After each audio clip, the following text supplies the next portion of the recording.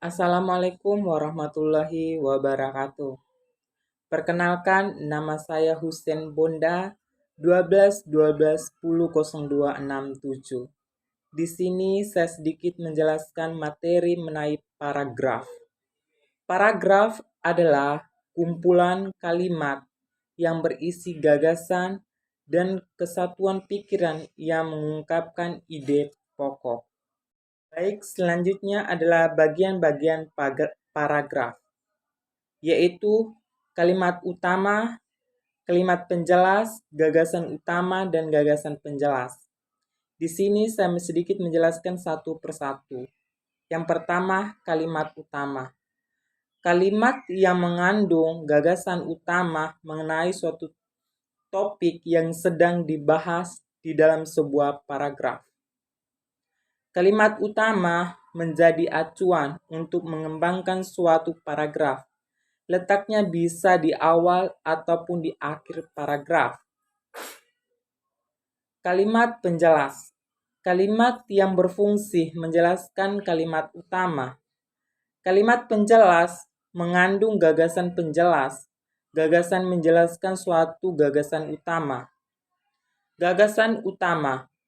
Gagasan yang dibahas dan menjadi inti dasar pengembangan sebuah paragraf.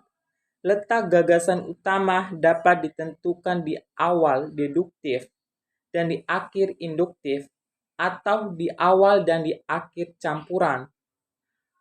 Gagasan utama menyatakan hal-hal umum yang merangkum seluruh gagasan yang ada dalam suatu paragraf.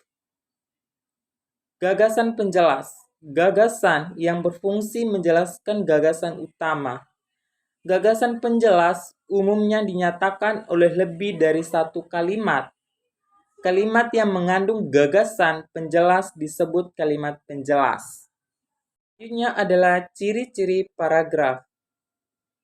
Ciri-ciri paragraf. Setiap paragraf mengandung makna, pesan pikiran, ide pokok pikiran, atau ide pokok yang relevan dan dengan ide pokok keseluruhan karangan. 1. Paragraf umum dibangun oleh sejumlah kalimat. 2. Paragraf adalah satu kesatuan ekspresi pikiran. Ketiga, paragraf adalah kesatuan horener dan padat. Keempat, kalimat-kalimat paragraf tersusun secara logis dan sistematis. Selanjutnya, jenis-jenis paragraf berdasarkan kalimat utama. Paragraf deduktif adalah paragraf yang kalimat utamanya terletak pada awal paragraf.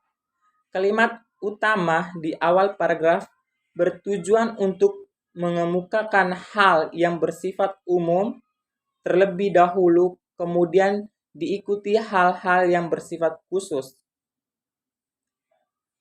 Selanjutnya, paragraf induktif adalah paragraf yang kalimat utamanya berada di bagian akhir. Karakteristik paragraf induktif menyajikan penjelasan terlebih dahulu, baru kemudian diakhiri dengan pokok pembicaraan atau khusus-khusus umum. Biasanya, kalimat utama pada paragraf induktif menggunakan konjungsi penyimpul antar kalimat seperti jadi, makna, dengan demikian, akhirnya, dan oleh karena itu. Paragraf campur atau deduktif induktif adalah paragraf yang kalimatnya utamanya berada di bagian awal dan di akhir paragraf. Kalimat utama dalam paragraf ini adalah dua. Kalimat utama yang ada di bagian akhir paragraf merupakan pengulangan dari kalimat di awal paragraf dengan penekanan dan penambahan di bagian tertentu. Paragraf interaktif adalah paragraf yang kalimat utamanya berada di tengah paragraf. Paragraf interaktif diawali dengan gagasan penjelas sebagai pengantara. Kemudian disajikan gagasan utama sebagai puncaknya. Dalam paragraf ini, kalimat-kalimat penjelas dipaparkan terlebih dahulu, lalu diikuti kalimat-kalimat utamanya, dan diakhiri dengan kalimat-kalimat penjelas. Selanjutnya adalah jenis-jenis paragraf berdasarkan isinya. 1. Paragraf eksposisi adalah paragraf yang bertujuan menerangkan suatu pokok persoalan yang dapat memperluas wawasan pembaca. Yang kedua, paragraf deskriptif adalah paragraf yang menggambarkan suatu keadaan atau peristiwa sehingga pembicara seolah-olah dapat melihat, mendengar, dan merasakan serta mengalami peristiwa tersebut. Yang ketiga, paragraf persuasi adalah paragraf yang isinya dapat mempengaruhi atau membujuk pembaca yang tertarik dengan gagasan atau ajakan yang dibuat penulis. Keempat, paragraf argumentatif adalah paragraf yang isinya dapat meyakinkan pembaca sehingga memperoleh dan menerima gagasan dalam sebuah karya yang dibuat penulis. Terakhir, paragraf naratif adalah paragraf yang isinya menceritakan suatu peristiwa atau sebuah masalah sehingga membuat pembaca menjadi terhibur dan terharu. Selanjutnya adalah fungsi paragraf. Fungsi paragraf mengekspresikan gagasan tertulis dengan memberi bentuk suatu pikiran dan perasaan ke dalam serangkaian kalimat yang tersusun secara logis dalam suatu kesatuan. Menandai peralihan atau pergantian gagasan baru bagi kalangan yang terdiri dari beberapa paragraf. Berganti paragraf berarti berganti pikiran. Kedua, memudahkan organisasi gagasan bagi penulis dan memudahkan pemahaman bagi pembaca.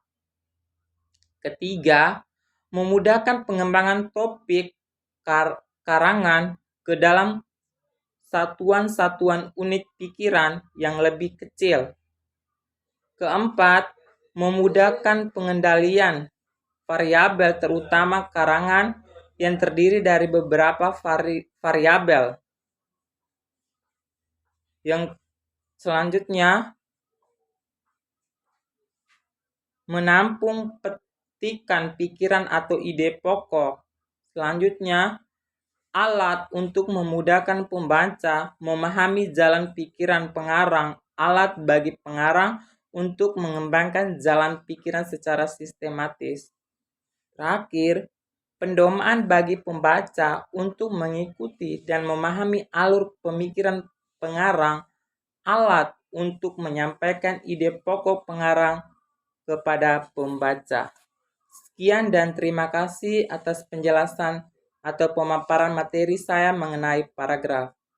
Wabillahi taufiq wal hidayah. Wassalamualaikum warahmatullahi wabarakatuh.